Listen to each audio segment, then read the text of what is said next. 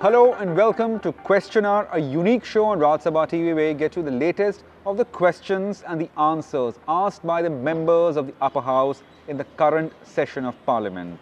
I'm Rajat Kain and I'm joined with my colleague Kriti Mishra.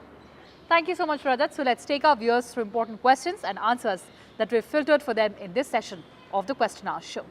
Well, the first question of this edition of Question Hour asked by member Ramnath Thakur from Ministry of Home Affairs. The member sought whether it's a fact that incidents of martyrdom of Jawans have come down on account of Article 370 and 35A of the Constitution of India by the government.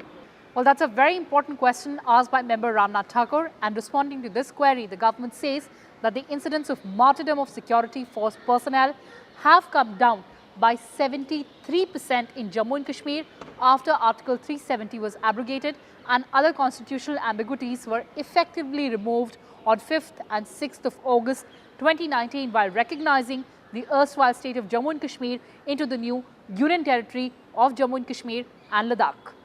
With 82 security personnel were martyred during the period of 173 days from 13th of February 2019 till 4th of August 2019. 22 security force personnel were martyred during the similar period of 173 days from 5th of August 2019 till 24th of January 2020. Moving on to the next question that has been asked by member Pratap Singh Bajwa, and this question is to the Ministry of Petroleum and Natural Gas. And Mr. Bajwa has asked the government whether it is formulating any specific plan to reduce India's oil import. Replying to the query, the government said, Ministry of Petroleum and Natural Gas is working in collaboration with various central government ministries, state government stakeholders to make efforts to achieve reduction in import dependency on oil.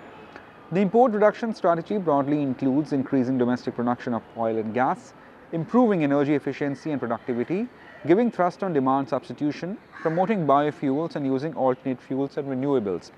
Government has taken several steps to enhance exploration and production of oil and gas in country, which include policy for relaxation, extensions and clarifications under product sharing contract regime for early monetization of hydrocarbons discoveries, discovered small field policy, hydrocarbon exploration and licensing policy, policy for extension of production sharing contracts, policy for early monetization of coal bed methane, setting up of national data repository, appraisal of unappraised areas and sedimentary basins, reassessment of hydrocarbons resources, policy framework to streamline the working of production sharing contracts in pre-NELP and NELP blocks, policy to promote and incentivize enhanced recovery methods for oil and gas, policy framework for exploration and exploitation of unconventional hydrocarbons under existing production sharing contracts, coal bed methane contracts and nomination fields.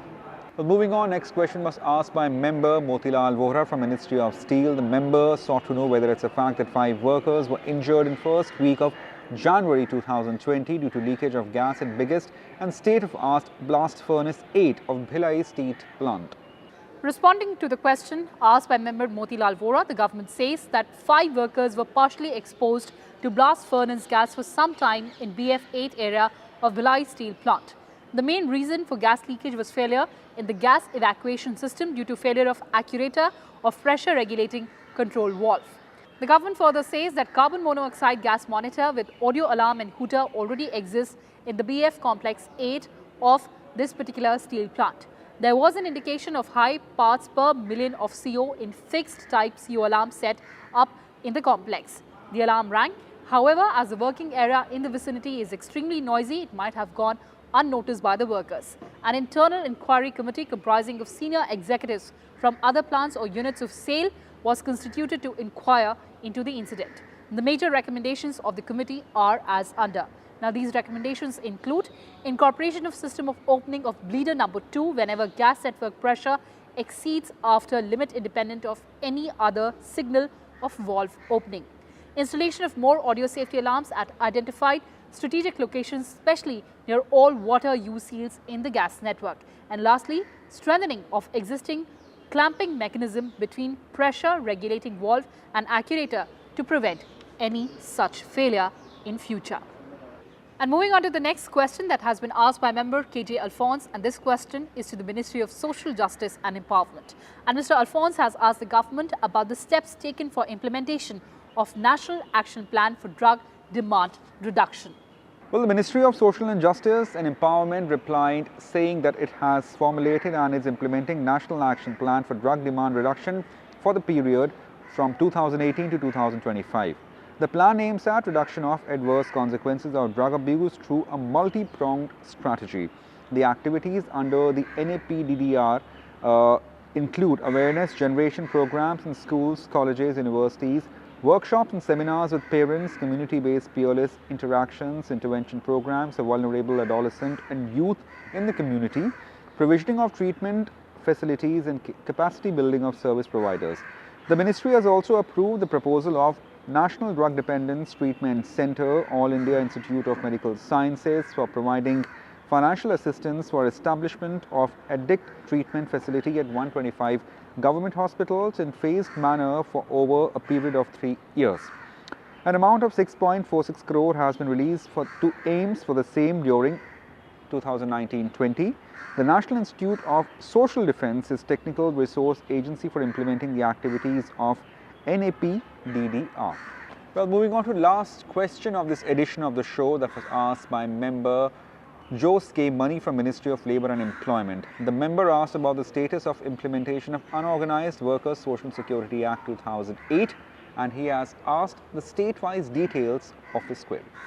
Well, the government has given a very elaborate response to this question, and the government goes on to say that in order to provide social security benefits to the workers in the unorganized sector, including rural and agricultural labourers, the government has enacted the Unorganized Workers Social Security Act 2008.